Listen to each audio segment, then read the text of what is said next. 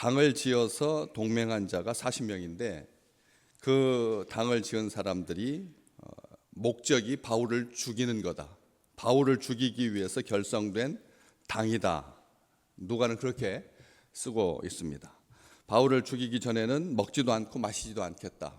스스로에게 저주를 걸어서 자기 자신을 결박한 바보 같은 사람들, 멍청한 사람들이다. 1921년 7월에 53명으로 시작한 이 당이 있습니다. 100년의 역사를 거치면서 현재 당원만 9,918만 명인 이 지구상에서 가장 큰 당을 이루고 있는 중국의 공산당이 있습니다. 53명으로 시작해서 100년 만에 1억 가까이 당원이 늘어났으니까 지구의 역사 가운데서 이런 당이 있을까 싶을 만큼 100년이라고 하는 역사를, 유구한 역사를 자랑하는, 우리나라도 당이 있습니다. 당이 있고 미국에도 당이 있고 민주주의 국가에서는 다당제니까 당이 있습니다. 일당 독재하지 않습니다. 그런데 중국의 공산당은 일당 독재를 하고 있죠. 처음에 시작할 때 우리나라의 당은 344개였습니다.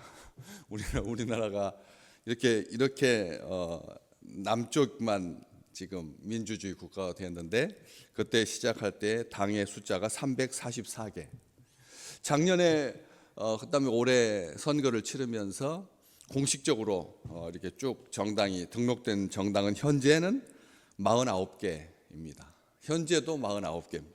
그러니까 그 당들을 다 이 투표용지에다 담으려고 하면 이 전자투표를 못 하게 되는, 그래서 손으로 확인을 해야 되는, 어찌 정말 이 지구상에서 가장 IT 쪽으로 앞서간다라고 하는 이 나라에서 투표하기 위해서 손으로 이제 계산을 해야 되는 아주 이상한 시대가 된 거죠.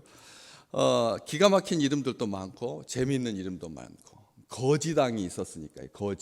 거지당은 진짜로 청빈한 삶을 사는 거지와 같은 당의 그런 목적이 아니었습니다. 거지 그러면 거대한 지혜, 큰 지혜당이다 이렇게 했다가 이름을 가락당으로 바꾼 그런 당도 있고, 뭐 소나무당도 있었고, 기후민생당, 기본소득당, 금융개혁당. 어떠십니까? 다 돈과 관련돼 있죠. 돈이면 된다. 돈이 사람을 살린다. 돈으로 해결할 수 있다.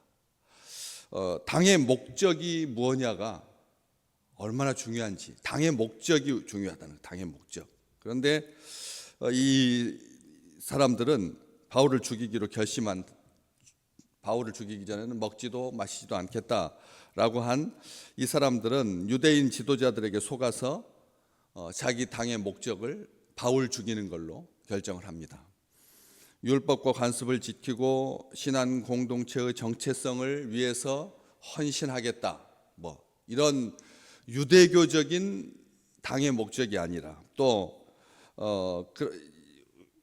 정말 사람을 위해서 이웃을 사랑하고 하나님을 사랑하는 뭐 이런 선한 목적, 아름다운 목적, 바른 목적이 아니라 배척하고 폭력성을 다하고 그다음에 죽이는, 예수 그리스도를 그 종교 지도자들이 결탁하여서 동맹하여서 당을 지어서 함께, 헤롯당과 함께, 열심당과 함께 그렇게 예수를 배척하고 박해하고 십자가로 내몰았던 그 사람들의 사주를 받아서 오늘 분명하게 기록되어 있죠.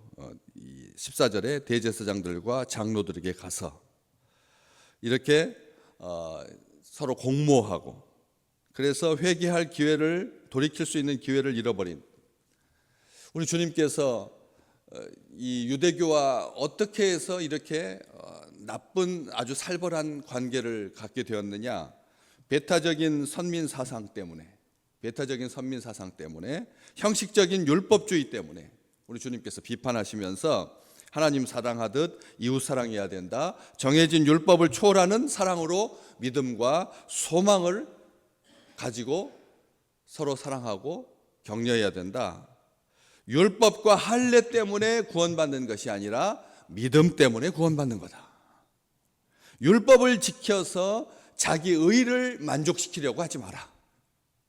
우리도 신앙생활하면서 희생하고 봉사하고 섬기고 나누는 것, 이것이 기본적인 바탕이 되었지만 그런 중에도 은연뜩 불뚝불뚝 생각나는 게 예수 그리스도 이름으로 구제를 하고 예수 그리스도 이름으로 전도를 하고 선교를 하면서 교회 이름, 우리의 이름 생각하거든.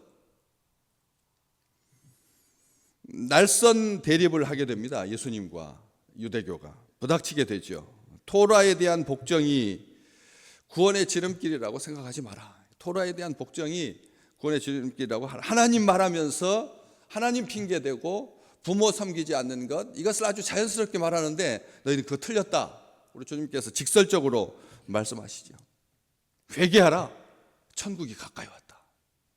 그렇게 말씀하시니까 마음이 불편해진 이 종교 지도자들이 그렇게 적대감을 가지고 예수를 급기야 죽이게 되었는데, 그 사람들하고 사주를 받아서 결탁해서 당을 지었다는 거죠. 바르고 민주적이고 폭력적이지 않아야 되는데 사악한 그런 목적을 가지고 수단과 방법을 가리지 아니하는 비밀 결사대, 이런 역사가 이스라엘에서도 이렇게 보여지고 있는데, 그런데 거기는 뭐 그렇게 당이 뭐 수백 개가 되지는 않는데 우리나라에서는 얼마나 많은 당이 있었는지, 조선시대 말 근대 사회로 넘어오면서 대한민국으로 넘어와서 이 과정 중에 그런 흔적들이 처음에 시작할 때 당만 344개였던 거죠. 그냥 없던 데서 갑자기 나라가 그냥 확 자유롭게 되니까 자기 신분이 다 격변하고 그 다음에 자유로운 분위기가 되니까 너도 나도 당을 한번 만들어 봐야겠다라고 하는 그런 생각을 가지고 출발했겠지만, 그 뿌리를 찾아서 이렇게 들어가 보면 얼마나 이 땅이 분열되어 있었는지를 우리는 역사 속에서 충분히 알 수 있습니다. 일본 사람들이 와가지고 너희들은 너희들끼리 싸우느라고 너희의 나라 제대로 못 지켰지 않느냐, 그러니까 너희들은 내 말 들어라 라고 하려고 하는 어떤 그런 목적을 가지고 부각시키는 것이 아니라, 진짜 실제로 얼마나 많은 서인, 남인, 북인, 소론, 노론 나눠져 가지고 국론이 분열되고 혼란하게 되고 백성들끼리 서로 싸우게 되고 테러를 가하고 막 총질하고 이런 일들이 이 땅에서 우리가 흠뻑 젖어 있었거든. 처음에 이 나라가 당이 이렇게 쪼개지게 된 가장 기본적인 이유가 뭐냐면, 이조전랑이라고 하는 그 직책을 누가 차지할 거냐. 이조전랑이라고 하는 이게 누구냐면 인선위원회입니다. 사람을 뽑는, 추천하는 그런 위원장 자리입니다. 사람을 뽑는 자리라는 거죠. 그래서 당 상관은 왕이 임명하지만 당 하관, 종육품 이 당 하관들은 이 사람들은 이 이조 전랑을 통해서 추천을 받아가지고 심사를 거쳐서 임명하게 되어 있으니까 이 자리를 놓고 누가 이것을 어느 당이 가져갈 거냐 해가지고 나눈 것이 동인 서인입니다. 이 작은 땅에서 동서로 나누게 된 최초로 이조 전랑 자리를 누가 차지할 거냐를 가지고 그렇게 나중에 정여립의 반란을 어떻게 처리할 거냐 해서 또 남과 북이 또 나뉘고, 세자 책봉 문제로 이것을 어떻게 나눌 거냐 해가지고 남북으로 나눴는데 북쪽이 또 대북과 소북으로 나뉘고, 큰 북 작은 북 있듯이 소북으로 나뉘고, 남인들을 어떻게 처리할 거냐, 이제 북정권이 북인들이 정권을 잡으니까 남인들을 어떻게 없애버릴 거냐라고 처분을 두고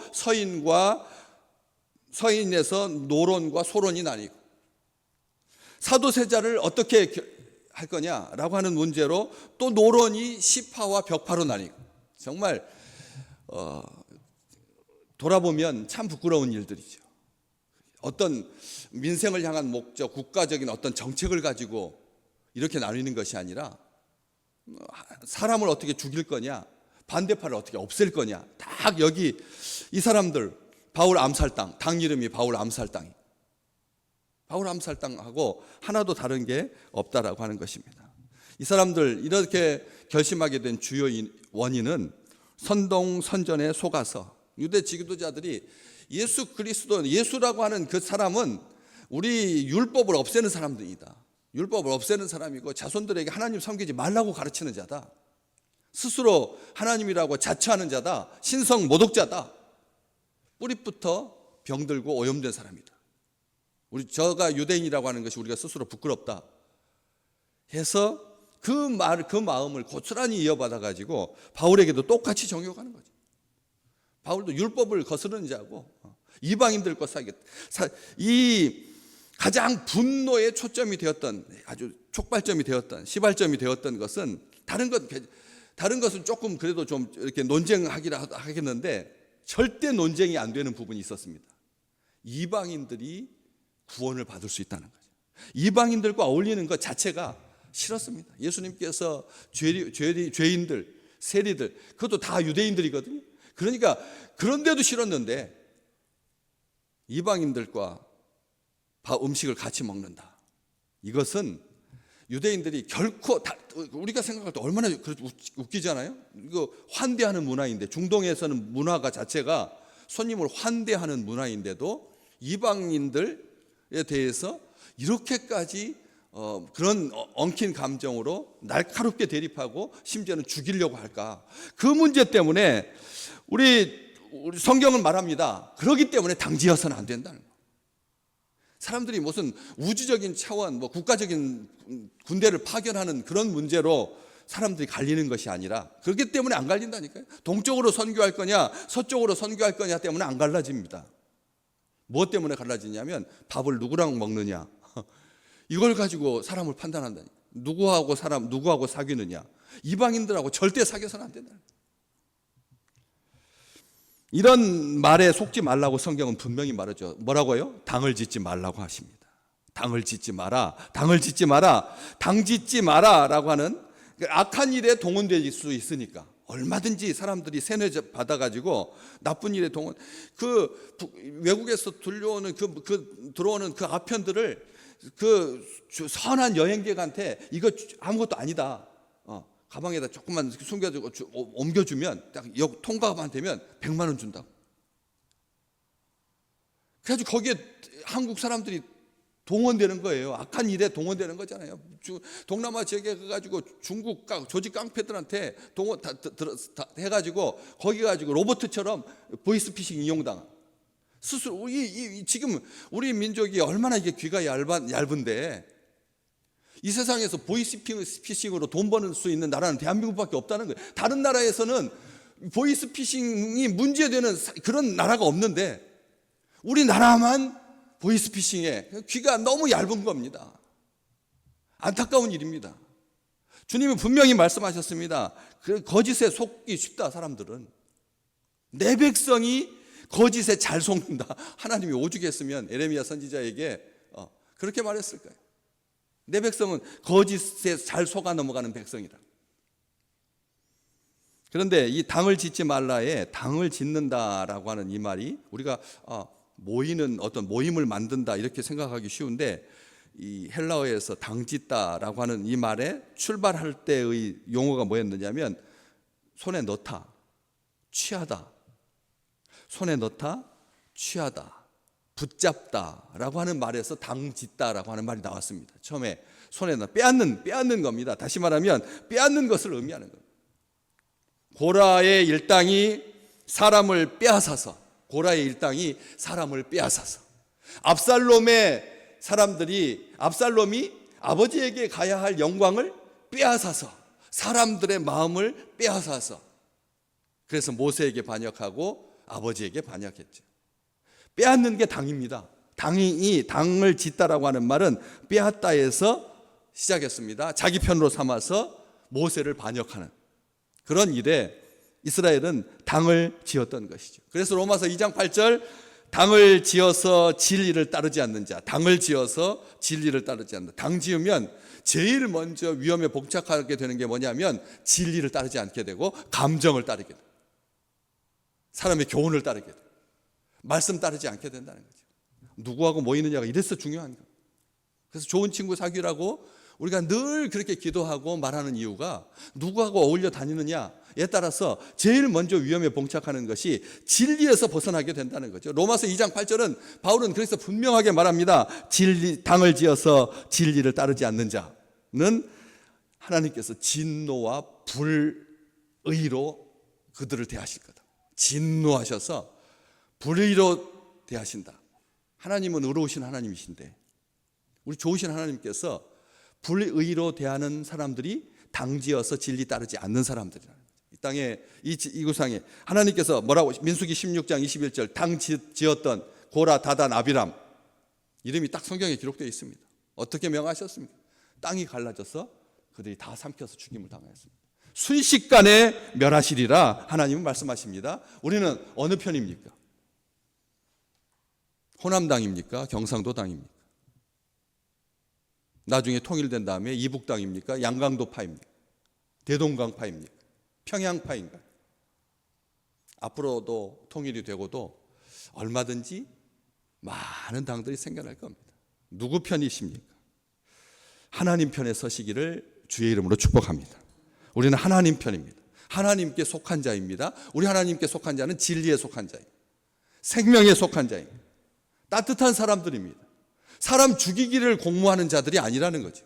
사람을 살리려고 우리는 하나가 되었습니다. 우리 주님께서 하나가 되게 만드셨어요. 우리 주님은 이 땅에 오셔서 하나가 되게 하셨어요. 남과 여가, 장유가, 배운 자와 못 배운 자가, 가진 자와 없는 자가, 있는 자와 없는 자를 우리 주님께서 하나 되게 하셨습니다. 십자가는 하나 되게 하신 증거입니다.